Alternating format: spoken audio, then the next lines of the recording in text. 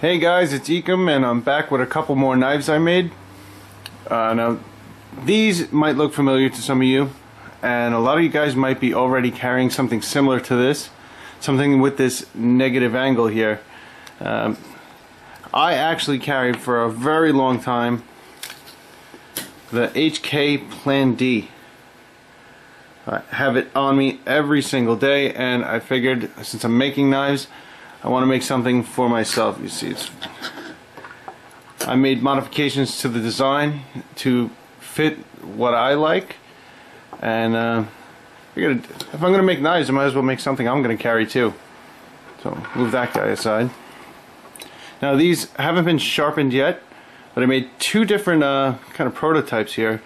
You got one with the all satin finish, so you got the satin grind lines, the satin flats. This is in plain black G10. Nicely polished backspacer. The spine rather. You see it fits great in the hand. Nice little thumb ramp to lock your thumb in place. So when you're going for a thrust, you can see the angle is perfect. Very, very comfortable for how small it is.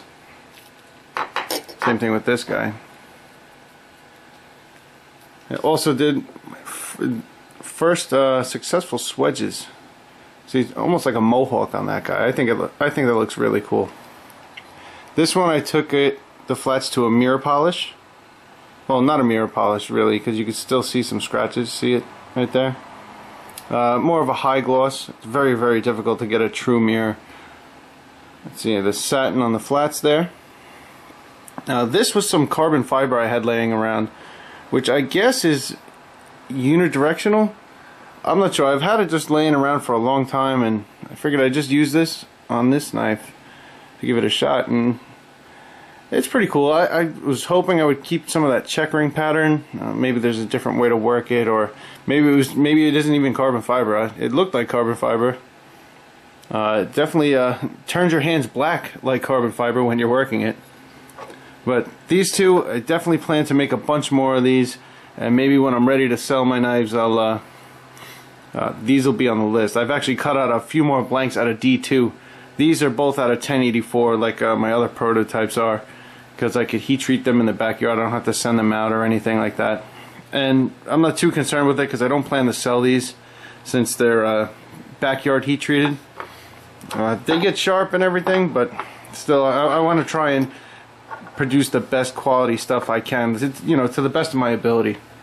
Now aside from these two guys, I'm gonna put them there so you can still see them, I made this big beast. Very, very happy with this one. I got the grind lines pretty close, almost perfect. This was a lot of trial and error. You get the nice harpoon blade shape. This was my first ever swedge after a couple of attempts and failures, and it's kind of hard to show. You see, nice and centered and everything. It's kind of goofy to show it on camera. There you go. Maybe you can see it now. But pretty big knife. Be a nice camp knife. If you really reach up to the front, you can get your thumb way up there in the back of the harpoon style. Big handle. I learned something with my other two knives that I made prior to this one, is that my handles were a little narrow and they might kind of turn in your hand, but this has a nice big profile. This is the camo micarta, which definitely not a fan of. Just like the other micarta, it's hard to work, but I took my time. I spent a lot of time on this one and really tried to contour it nicely and cut out the finger grooves, and I have to say it feels great in the hand. Like I said, I'm very, very happy with this guy. This one also, because I'm so happy with it, made into my final cut, I guess you could say, of designs. This one I also cut out a profile out of D2, so this one will be ready for sale once I get that batch going. But I plan on keeping this guy. This guy makes me pretty happy. The satin finish, that's a hand rub satin. I took it up to, I believe it was 800 grit, and it to get a nice satin finish like that takes forever. There you go, now you can see it. But it's well worth it when you do it right. Take your time, take some pride in your work, and like I said, very, very happy with this guy. Pins are nice and even, not like the other one where my drill bit walked on me. It's a little heavy in the handle, so I figure I'll maybe do a little bit more cutting out underneath the excuse me, underneath the tang to lighten it up, but otherwise very happy with this one.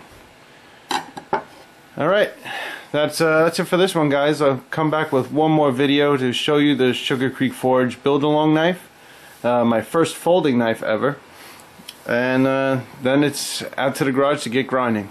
Take care, guys. I'll see you on the next one.